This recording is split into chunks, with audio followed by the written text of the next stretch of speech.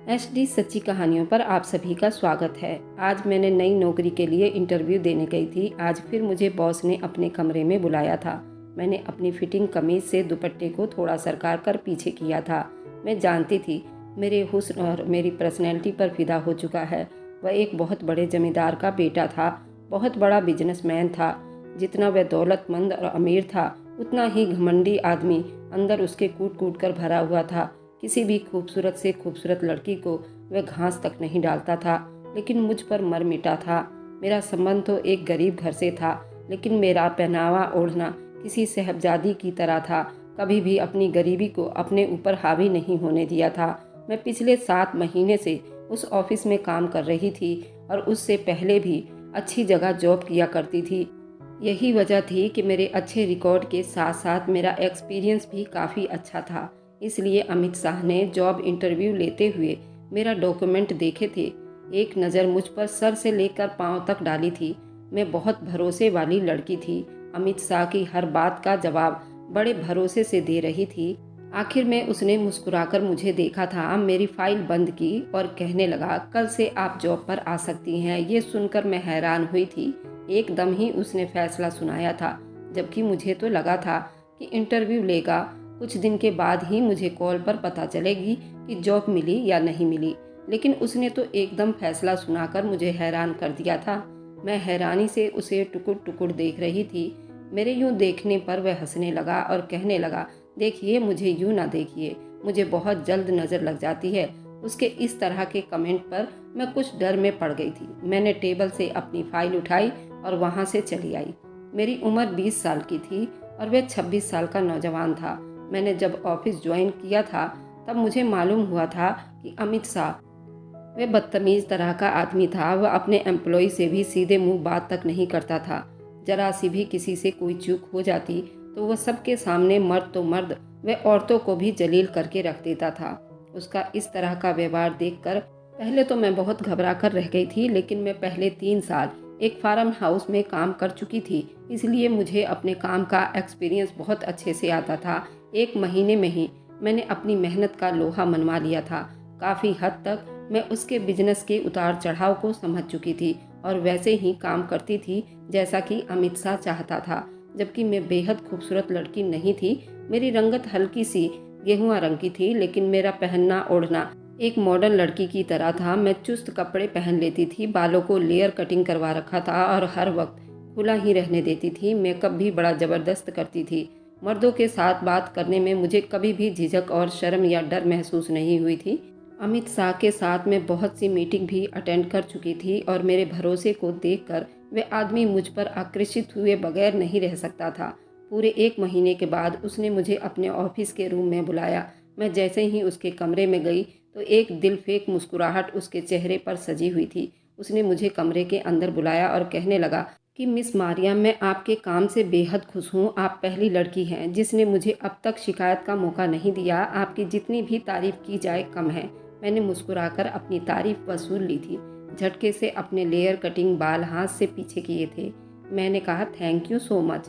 धीरे धीरे अब मुझे बिजनेस के अलावा और भी बहुत सी बातें करने लगा था। कभी मीटिंग के बाद मुझे समुंदर के बीच पर लेकर जाता। समुंदर के बीच पर नंगे पांव में उसके साथ ढेरों बातें करने लगी थी। जितना मैं उससे घमंडी समझती थी वैसा नहीं था। बहुत अलग इंसान था। पता ही नहीं चला कब मैं उसकी मोहब्बत में गिरफ्तार हो गई।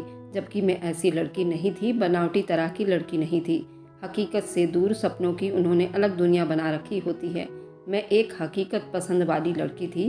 गरीब घर से मेरा संबंध जरूर था, लेकिन मैंने अपनी जेब से कमाए हुए पैसों के लिए अच्छे इलाके में फ्लैट किराए पर ले लिया था। अपने छोटे बहन भाइयों को इंग्लिश मीडियम स्कूल में दाखिला करवा दिया था। मेरा उठना बैठना एक मॉडर्न फैमिली की तरह था, मगर मेरे माँ बाप बिल्कुल सीधे साधे थे। मेरे पापा दिल के मरीज थे, इसलिए मैंने पहली बार घर से कदम निकाला था और नौकरी ढूंढी थी। वरना हमारे परिवार में पढ़ाई करने के बाद जल्दी ही लड़कियों की शादी कर दी जाती थी। मैं अपने परिवार की पहली लड़की थी जिसने जॉब किया था। अपने हालात को बदलना चाहती थी और आज मैं जिस मकाम पर थी, मेरे दोस्त यार मेरी तमन्ना करते थे, लेकिन मैं हमेशा रिश्ते से मना कर देती थी। मैं चाहती थी कि जब मैं अपनी जॉब से 1 लाख से ऊपर कमाती हूँ तो जिससे मेरी शादी हो उसकी तनख्वाह भी 2-2.5 लाख से कम ना हो। क्योंकि जिस लग्जरी का मैंने खुद को आदी बना लिया था, मैं किसी भी छोटे मोटे जॉब करने वाले आदमी के साथ गुजारा नहीं कर सकती थी। अमित शाह के साथ संबंध बढ़ाने का कहीं न कहीं मेरा मकसद ये भी था। अगर वह मेरी मोहब्बत में पड़ जाता तो मेरी ज़िंदगी उसके साथ बहुत अच्छी गुजर सकती थी। वह आम जमींदारों जैसा तो बिल्कुल भी नहीं था जो औरतों को गुलाम बनाकर रखते हैं। शहर में ज़्यादातर उसका वक्त गुजरता था, इसलिए अगर वो मुझसे शादी की बात करता तो मैं सबसे पहले उसी के रिश्ते को स्वीकार कर लेती। इसलिए मैंने खुद पर कोई भी बंदिश नहीं लगाई थी, ना ही अमित शाह को किसी दायरे में रहने के लिए उस्काया था। वह अक्सर बात करते करते मेरा हाथ पकड़ लिया करता था, मुझे खुद से करीब कर लेता था।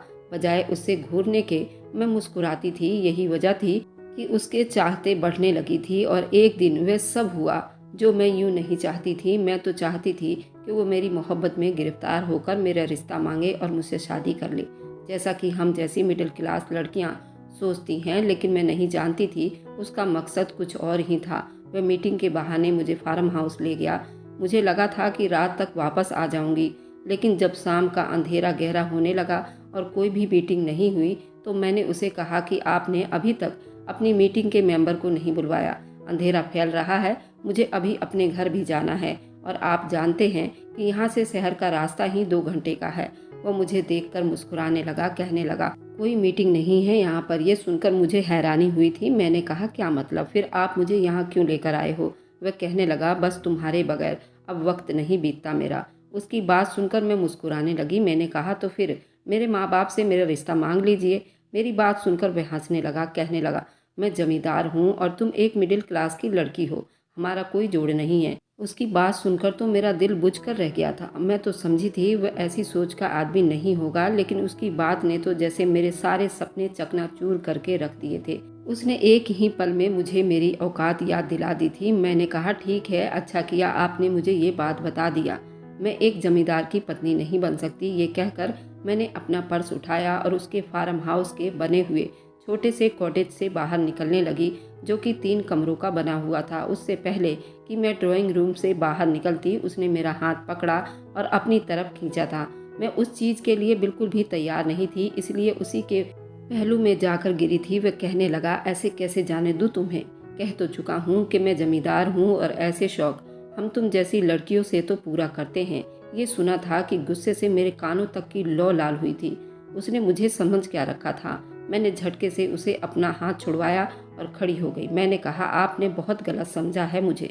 मैं कोई डरपोक तरह की लड़की नहीं हूँ। खबरदार मुझे छूने की कोशिश भी की तो तुम्हारे गले का कांटा बन जाऊंगी, समझे? मेरा ये कहना था कि वह भी गुस्से से खड़ा हुआ था। मुझे बाजू से पकड़कर कहने लगा, अच्छा, मुझे धमकी दे रही हो? अमित शाह को धमकी दे रही हो? आज की रात तुम यहीं रुकोगी मेरे साथ और मेरी रातों को रंगीन बनाओगी। उसके बाद मैं देखता हूँ कि तुम मेरे गले का कांटा कैसे बनती हो। बेशक मैं अपने ऊपर बहुत भरोसा करती थी, लेकिन उस वक्त उसके फार्म हाउस में बिल्कुल अकेली थी। वहाँ उसके गार्ड थे, उसके चौकीदार थे, उसकी हुकूमत थी। मैं उसे अपना आप छुड़वाने लगी, लेकिन मुझे ज़बरदस्ती अपने कमरे में ले गया। पूरी रात उसने मेरे साथ रेप किया था। मुझे बर्बाद करने के बाद मुझ पर ठहाके लगाकर हंसने लगा। लो कर ली मैंने तुम्हारे साथ अपनी रातें रंगीन। अब मैं देखता हूँ कि तुम मेरे साथ क्या कर सकती हो। मैं कमज़ोर लड़कियों की तरह नहीं रोई थी और ना ही रहम की भीख मांगी थी। मैं अकेले ही उस फार्म हाउस से निकल आई थी। वापस जब अपने घर पहुंची तो मेरे माँ बाप बहुत परेशान थे। मुझसे पूछने लगे कि रात भर तुम कहाँ थी। मैंने उन्हें कोई जवाब नहीं दिया। मैंने मीडिया के सामने उस आदमी के बारे में सब कुछ बता दिया था। अपने चेहरे पर लगे जख्म भी दिखा दिए। पहले तो ये खबर खूब फैली थी, लेकिन अमित शाह के पैसों के सामने इस खबर को दूसरा रंग दे दिया गया था। मैंने किसी और के साथ पाप किया और वह इल्ज़ाम अमित शाह पर लगा दिया था। मैं सबके सामने बुरी बन चुकी थी, दिमागी तौर पर परेशान हो चुकी थी। मैंने नौकरी छोड़ दी। घर में बैठकर लोगों का सामना करना मेरे लिए बहुत मुश्किल काम था। मेरा सारा भरोसा ख़त्म हो चुका था। लोगों के ताने और शक भरी निगाहें मुझसे बर्दाश्त नहीं होती थी। बरसों में कमाई गई इज्जत को उस आदमी ने 2 कौड़ी का करके रख दिया था। मुझे उस आदमी से इतनी नफरत थी कि मुझ पर अगर एक कत्ल माफ़ होता तो मैं अमित शाह का कर देती। मेरे पापा मेरी बदनामी का सदमा बर्दाश्त नहीं कर सके, इसलिए उनको मेजर अटैक हुआ था। मेरे पापा हॉस्पिटल तक भी नहीं पहुंच पाए थे, उनकी मृत्यु हो गई थी। मैं खुद अपने पिता को लेकर हॉस्पिटल गई थी और अपने पिता की मृत्यु की खबर सुनकर वहीं पर बेहोश होकर गिर गई थी। लेकिन जब मुझे होश आया तो एक और दिल दहलाने वाली खबर मेरे इंतज़ार में थी। डॉक्टर ने मुझे कहा कि मैं प्रेग्नेंट हो चुकी हूँ और ये खबर मेरे लिए बहुत परेशान करने वाली थी। अपने बाप की मौत के बाद मैं दोबारा से इस अस्पताल में गई। मुझे जॉब करनी थी, अपने घर की हालत का सोचना था, क्योंकि सारी जमा पूंजी खर्च हो चुकी थी। इसलिए मैं ये बच्चे जैसे मुसीबत अपने गले में नहीं पाल सकती थी, जो कि एक पाप का बोझ था, उस आदमी की निशानी था जिससे मुझे बहुत नफरत थी। मैं हॉस्पिटल गई और लेडी डॉक्टर से कहा कि हर हाल में मेरा ऑपरेशन करवा दो। लेकिन वह मुझे कहने लगी कि मैं पहले से बहुत कमज़ोर हो चुकी हूँ, फिलहाल इतनी तंदुरुस्त नहीं हूँ कि ऑपरेशन करवाऊँ। मेरी जान को भी खतरा हो सकता है, इसलिए उसने मुझे कुछ ताकत की दवाइयाँ लिख कर दे रही हूँ। कहने लगी कि 25 दिन तुम इस दवाई को खाकर आओगी तो फिर मैं तुम्हारा ऑपरेशन कर सकती हूँ। मैं अभी लेडी डॉक्टर के कमरे से बाहर ही निकली थी कि मेरे पीछे एक औरत एक मर्द खड़े थे। शायद वे लेडी डॉक्टर से चेकअप करवाने आए थे। औरत का हुलिया कुछ अजीब तरह का था, देहाती तरह के कपड़े पहन रखे थे और खूब सारा जेवर पहना हुआ था। उम्र 30-32 साल की लग रही थी, लेकिन उसके साथ खड़े आदमी को देखकर मेरे होश उड़कर रह गए थे।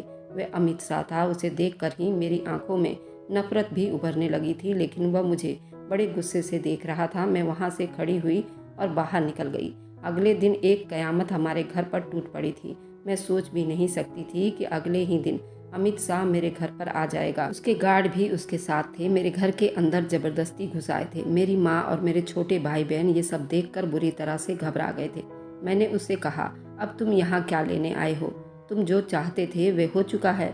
तुमने मुझे बर्बाद करना चाहा, वह भी कर लिया। मुझे बदनाम करना चाहा, वह भी तुम कर चुके हैं। अब दफ़ा हो जाओ मेरे घर से, मैं तुम्हारी शक्ल भी देखना नहीं चाहती। वो बड़े गुस्से से मेरे सामने आया और मेरे मुकाबले में खड़ा हो गया। कहने लगा, मेरी एक बहुत कीमती चीज़ तुम्हारे पास है, बस वो तुमसे वापस ले लूं तो चला जाऊंगा। मैंने कहा कि मेरे पास तुम्हारी कोई चीज़ नहीं है। उसने अपना हाथ मेरे पेट पर रखा था। मुझे लगा जैसे किसी ने मेरे बदन पर आग लगा दी हो। मैंने जल्दी उसका हाथ पीछे हटाया था। वह हंसने लगा, कहने लगा, मेरा वारिस है तुम्हारे पास। ये सुनकर मेरा सर चकरा कर रह गया था। मेरे पास आकर कहने लगा, खबरदार, जो तुमने मेरे बच्चे को मारने की कोशिश की। शायद वह लेडी डॉक्टर से मेरे होने वाली बातें को सुन चुका था। मैंने कहा, कौन सा तुम्हारा बच्चा? मेरे अंदर तो किसी और का गंदा खून है ना, यही कहा था ना तुमने मीडिया के सामने। अब क्यों तुम इस बच्चे पर हक जमाने आए हो? वह कहने लगा, मेरी शादी को 10 साल हो गए हैं। मेरे परिवार में मेरी बीवी मुझे औलाद नहीं दे सकती। बहुत इलाज करवाया मैंने उसका, मगर कोई फ़ायदा नहीं हुआ। मुझे वारिस चाहिए जो मुझे तुमसे मिल सकता है। इसलिए जब तक मेरा बच्चा तुम्हारे कोख में है, तुम्हें अपने पास रखना मेरी मजबूरी है। ये कहकर वो मेरे करीब आया और कहने लगा, तुम शराफत से मेरे साथ जाना पसंद करोगी या मैं ज़बरदस्ती उठाकर ले जाऊं? ये सुना था कि मैं अंदर ही अंदर डर कर रह गई थी। मेरी माँ रोने लगी, उसके सामने हाथ जोड़कर कहने लगी, भगवान के लिए मेरी बेटी का पीछा छोड़ दो। वह कहने लगा, नहीं छोड़ सकता। मारिया मेरे बच्चे की माँ बनने वाली है। मेरा वारिस उसके पास है और अगर मैं उसे आज़ाद छोड़ दूंगा तो या तो मेरे बच्चे को मार डालेगी। मैंने कहा, हाँ, मैं मार डालूंगी उसे। मुझे नफरत है तुमसे और तुम्हारे इस नाजायज़ बच्चे से भी। मेरा ये कहना था कि उसने ज़ोर से मेरे मुंह पर थप्पड़ मारा था। कहने लगा, मेरे बच्चे को कुछ मत कहना। अपनी औलाद के खातिर मैं तुम्हें जायज़ पत्नी भी बनाने को तैयार हूँ। फिर कहने लगा, मैं पंडित जी को अपने साथ लाया हूँ। फिर उसने अपने गार्ड से कहा कि वे जाए नीचे गाड़ी में, जो पंडित जी बैठे हैं उन्हें ऊपर लेकर आए। मैं अभी इसी वक्त उससे शादी करूँगा। जैसे ही वो शादी कराने वाला पंडित जी ऊपर आया और शादी शुरू किया, मैंने शादी से मना कर दिया और अमित शाह तो यूँ था जैसे गुस्से के मारे मुझे जान से ही मार डालेगा।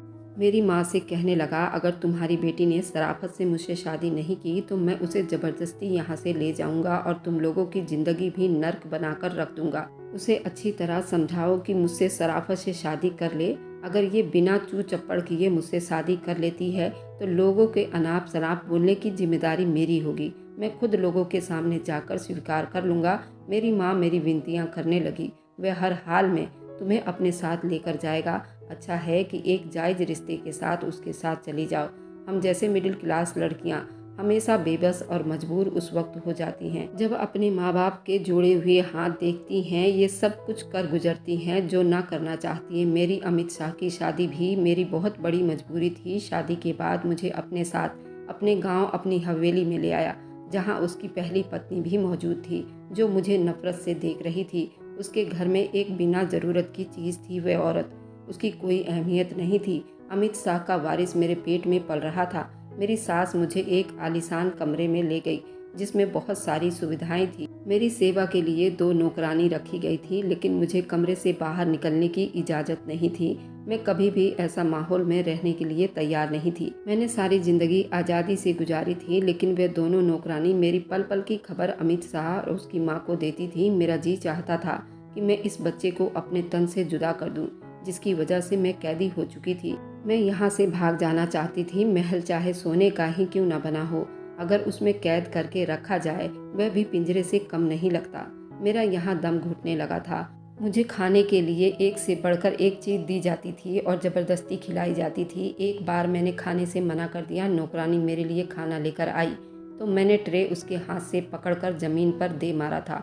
सारा खाना ज़मीन पर बिखर गया था। कांच के बर्तन टूटने की आवाज़ सुनकर मेरी सास मेरे कमरे में आकर कहने लगी, क्या बदतमीजी है ये। मैंने कहा, मुझे नहीं खाना, कुछ भी नहीं खाना, मुझे यहाँ नहीं रहना। भगवान के लिए मुझे आज़ाद कर दो, मैं यहाँ नहीं रह सकती। मेरा दम घुटता है। वह कहने लगी, जब तक कि तुम अमित शाह के बच्चे की माँ नहीं बन जाती, यहाँ से जाना तुम्हारा नामुमकिन है। और बेफिक्र रहो, तुम जैसे शहर की आवारा लड़की को हम अपने परिवार की इज्जत कभी नहीं बनाना चाहेंगे। जैसे ही तुम बच्चे को जन्म दे दोगी, तुम्हें आज़ाद कर दिया जाएगा। मैं यहाँ पर रहना भी नहीं चाहती थी। इस बच्चे से कोई लगाव या चाहत भी नहीं थी, क्योंकि अमित शाह के पाप का नतीजा था। लेकिन मेरा यहाँ दम घुटता था। मैंने कहा, मुझे कुछ नहीं खाना। मेरी सास मुझे डांट डपट करने लगी, तुम्हारी वजह से अगर हमारे बच्चे को कोई भी नुकसान हुआ, तुम नहीं जानती कि तुम्हारा अमित शाह क्या हाल करेगा। लेकिन मैंने उनकी कोई भी बात नहीं सुनी। अमित शाह शहर में रहता था, बहुत कम ही गांव में आता जाता था। लेकिन जब उसे इस बात की खबर मिली तो रात को ही शहर से गांव पहुंच गया था, 7 घंटे का सफ़र करके। जब वह गांव पहुंचा तो बेहद गुस्से में था। रात के 2 बजे मेरे कमरे का दरवाज़ा खुला था। मैं उस वक्त नींद में थी। बड़ी जोर से कमरे का दरवाज़ा बंद हुआ और एकदम ही कमरे की सारी बत्तियां जल उठी थी। मैंने आंखें खोल कर देखा तो अमित शाह बड़े गुस्से में मेरी तरफ बढ़ा था। कहने लगा, उठकर बैठो, क्या तमाशा लगा रखा है तुमने। मैं उठकर बैठ गई, लेकिन सोच चुकी थी केवल आज इस आदमी के सामने हार नहीं मानूंगी। जैसे मैं उठकर बैठी, वो मेरे बेड पर मेरे सामने ही बैठ गया। कहने लगा, सुबह से तुमने कुछ भी नहीं खाया, क्या तमाशा बना रखा है, तुम क्यों नहीं खा रही हो। वह गुस्से में बोल रहा था। मैंने कहा, मुझे इस कैद खाने में नहीं रहना। मेरा ये कहना था कि उसने मुझे बाजू से पकड़ा और जोर से बाजू दबोचने लगा। उसके सख्त पकड़ने से मैं तिलमिला गई थी। मैंने कहा, तुम इंसान हो या जानवर, छोड़ दो, छोड़ो मेरा हाथ। कहने लगा, अगर तुमने मेरी किसी भी बात से मना किया, तुम अच्छी तरह से जानती हो कि मुझे इंसान से जानवर बनने में ज़्यादा देर नहीं लगती। मैं तुम्हारा वो हाल बिगाड़ कर रख दूंगा अगर तुम्हारी वजह से मेरे बच्चे को जरा भी कुछ हुआ तो। मैंने कहा कि भगवान करे मर जाए तुम्हारा बच्चा, जिसकी वजह से मैं इस परेशानी में फंस चुकी हूँ। मेरा ये कहना था कि जोरदार थप्पड़ उसने मेरे मुंह पर मारा था। मेरा तो दिमाग चकरा कर रह गया था। कहने लगा, आज तो तुमने ये बात जुबान से निकाल दी, दोबारा अगर गलती से भी तुम्हारी जुबान से ये निकला तो तुम्हारा गला घोंट कर रख दूंगा। उसके दोनों हाथ मेरे गले की तरफ बढ़ने लगे, लेकिन एकदम उसने अपने हाथों को रोका था। उस वक्त तो वो बहुत गुस्से में था। मेरी आंखों से आंसू बहने लगे। मैंने कहा, रुक क्यों गए, बढ़ाओ अपने हाथ आगे और दबाओ मेरा गला घोंट कर मुझे मार डालो। मैंने उसका दोनों हाथ पकड़ा और अपने गले में रखकर उसके हाथों से अपना गला दबाने लगी और वो मेरे हाथ पीछे करने लगा। मैं बिल्कुल पागल सी हो गई थी। मैंने कहा, मैं अपने आप को ख़त्म कर लूँगी। तुमने मुझ पर हाथ उठाया तो उठाया कैसे, मैं मार डालूंगी खुद को। वो मेरे साथ साथ तुम्हारा वारिस भी मर जाएगा। मेरा ये कहना था कि उसका रंग एकदम फीका पड़ गया था। मैं बेड से खड़ी हो गई और सामने ड्रेसिंग टेबल पर पड़ी परफ्यूम की बोतल उठाई और दीवार पर मारकर तोड़ दी। बाकी की बोतल कांच समेत मेरे हाथ में थी। मैंने वे कांच पकड़ा और अपने पेट की तरफ बढ़ा दिया। मैं इस तरह गुस्से में थी, मेरा जी चाहा कि मैं अपने पेट में वे कांच मार डालूं, खुद को ख़त्म कर लूं और उसके बच्चे को भी मार डालूं, जिसकी वजह से मेरी ज़िंदगी नर्क बनकर रह गई थी। ये देखना था कि वह जल्दी से मेरे पास आने लगा। उसकी तो ये हालत थी जैसे मैं उसके बच्चे को नहीं बल्कि उसको मारने वाली हूँ। वह कहने लगा, देखो ऐसा कुछ मत करना। उस वक्त वो बहुत डरा हुआ था। जिस तरह मैं उसके सामने थी, अगर वो मेरी तरफ बढ़ता तो शायद गुस्से से मैं अपने पेट पर वह कांच घुसा लेती। मैंने कहा, पर तुमने एक कदम भी आगे बढ़ाया तो मेरे साथ साथ तुम्हारा बच्चा भी मर जाएगा। उसके बढ़ते हुए कदम जल्दी से रुक चुके थे। कहने लगा, तुम जो चाहती हो मैं कर दूंगा, लेकिन प्लीज़ उस कांच को खुद से पीछे करो। पहली बार मैंने उसके चेहरे पर डर देखा था, उसकी आंखों में आंसू देखे थे। औलाद कैसे मजबूर करती है, मैं अमित शाह की आंखों में देख रही थी। मैंने कहा, मुझे यहाँ नहीं रहना, मुझे शहर जाना है। कहने लगा, ठीक है, अगर तुम मुझसे वादा करो कि तुम अपना ख्याल करोगी तो मैं तुम्हें शहर लेकर जाऊंगा। तुम मेरे बच्चे को कोई भी नुकसान नहीं पहुंचाओगी। मैंने उससे वादा कर लिया। वो मुझे शहर ले आया था। उसके शहर के बड़े से बंगले में रहने लगी। मुझ पर कोई भी रोक टोक नहीं की गई थी। जैसे जैसे वक्त बीतने लगा था, अमित शाह मेरा बहुत ख्याल रखा करता था। रोज़ मुझसे पूछता कि मैंने खाना ठीक से खाया या नहीं, लेकिन मैं जानती थी ये सारी बातें बच्चे की पैदाइश तक ही हैं। फिलहाल मैं भी उसके साथ नहीं रहना चाहती थी। वक्त बीतने लगा था, 9 महीने का टाइम भी बीत चुका था और जब मुझे बच्चे की पैदाइश का दर्द होना शुरू हुआ, मैं भी बहुत रोई जा रही थी। उस वक्त अमित शाह मुझे गोद में उठाकर बाहर तक ले आया था। ड्राइवर से कहने लगा, जल्दी से गाड़ी स्टार्ट करो। मेरे साथ पिछली सीट पर बैठ गया था। अस्पताल में जा कर के मैंने उसका हाथ थामा हुआ था और बहुत रो रही थी। मैंने कहा, मुझे बहुत डर लग रहा है अमित शाह, मैं मर तो नहीं जाऊंगी ना। मैं दर्द से बेहाल थी। मुझे लग रहा था कि मैं शायद दर्द सह ना पाऊँ और मेरा सर सहलाने लगा। कहने लगा, कुछ नहीं होगा तुम्हें, लेकिन मेरी हालत बिगड़ती जा रही थी।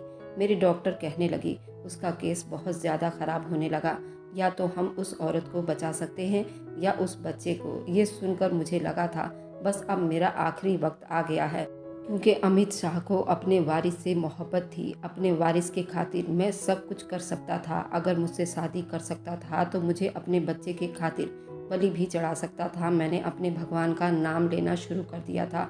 उसके बाद मैं नहीं जानती कब कैसे, लेकिन मैं होश की दुनिया में कदम रख चुकी थी। लेकिन जब मुझे होश आया तो लगा कि शायद मैं कुदरत की वजह से बच गई हूँ। मैं हॉस्पिटल के ऑपरेशन थिएटर के बजाय मैं किसी प्राइवेट क्वार्टर में थी। नर्स मुझे ड्रिप लगा रही थी। मैंने पूछा, मेरा बच्चा कैसा है? तो कहने लगी कि आई एम सॉरी, हम उसे नहीं बचा पाए। ये सुनकर मेरे होश उड़ने लगे थे। मैंने कहा, ये कैसे हो सकता है? वह कहने लगी कि आपके पति से पूछा था हम बच्चे को बचाएं या उसकी माँ को, क्योंकि उन दोनों में से एक ही बचा सकते थे। उन्होंने कहा था कि आप मेरी पत्नी को बचा लीजिए, उसे कुछ नहीं होना चाहिए। ये सुनकर मुझे हैरानी का झटका लगा था। वह कैसे हो सकता था? उस आदमी ने तो मुझसे अपने वारिस के लिए चुना था। कुछ ही देर बाद अमित शाह मेरे कमरे में दाखिल हुआ था। आंखें लाल और सुर्ख हो रही थी, चेहरे पर गम था, जैसे बहुत बड़ा गम में गुजर रहा हो। मुझे उस बच्चे से जरा भी लगाव नहीं था, लेकिन 9 महीने मेरे पेट का हिस्सा था। कैसे मुमकिन था कि मेरी आंखों से आंसू ना बहते? मेरी आंखों से आंसू बह रहे थे। मैं तकिया भिगोने लगी। अमित शाह बिल्कुल टूट चुका था। मेरे पास आया, अपने दोनों हाथ से मेरे आंसुओं को साफ करके मेरा सर सहराने लगा, जैसे मुझे तसल्ली दे रहा हो। और मत रो, पहली बार ऐसा हुआ था कि मैंने उसके हाथों को नहीं झटका था। मैंने कहा, तुमने मुझे क्यों बचाया? तुम्हारा वारिस तो तुम्हें मिल रहा था और तुमने अपने वारिस के खातिर मुझ जैसी मिडिल क्लास लड़की को बर्दाश्त किया था। फिर मर जाने देते मुझे। मेरी बात सुनकर वह कहने लगा कि नहीं, तुम्हारी कोई गलती नहीं थी जो मैं तुम्हें सजा देता। जो कुछ मैंने तुम्हारे साथ किया, उस जुल्म की तो सजा मुझे मिल चुकी है। दोनों हाथ मेरे सामने जोड़ दिए और फूट फूट कर रोने लगा। मारिया, मुझे माफ़ कर दो। मैंने कहा, मुझे आज़ाद कर दो, मैं तुम्हें माफ़ कर दूंगी। मेरा बात सुनकर वह अपना रोना भूल गया था। कुछ देर मुझे एक टक देख रहा था, फिर नाम में सिर हिलाने लगा और कहने लगा, ये मुमकिन नहीं है। नहीं जानता कब और कैसे, लेकिन मुझे तुमसे प्यार हो गया है। तुम मेरी पत्नी हो और मैं चाहता हूँ कि तुम मुझे माफ़ कर दो और मेरे साथ मेरी पत्नी की हैसियत से रहो। मैं सारी दुनिया के सामने हर बात स्वीकार करना चाहता हूँ। मैं मुजरिम हूँ। मैंने जो कुछ तुम्हारे साथ किया उस सब को मैं दुनिया वालों के सामने स्वीकार करना चाहता हूँ। मेरे दोनों हाथ थाम कर वो मुझसे विनतियाँ करने लगा, लेकिन मैं ये फैसला नहीं कर पा रही थी कि मैं क्या करूँ। और मैं ये भी फैसला नहीं कर पा रही थी कि मुझे उसे माफ़ कर देना चाहिए या नहीं। आप लोग ही मुझे कमेंट में बताइए कि मैं क्या करूँ। अगर आपको आज की कहानी पसंद आई है तो वीडियो को ज़रूर लाइक कीजिएगा और अपने दोस्तों के साथ शेयर भी कीजिएगा। और हाँ, अगर आपने अभी तक हमारे चैनल को सब्सक्राइब नहीं किया है तो ज़रूर सब्सक्राइब कर लें। मिलते हैं हम अपनी कल की एक नई दिलचस्प कहानी के साथ। मुझ पर सदा अपना प्यार और स्नेह बनाए रखें। सभी को मेरा प्यार भरा नमस्कार दोस्तों।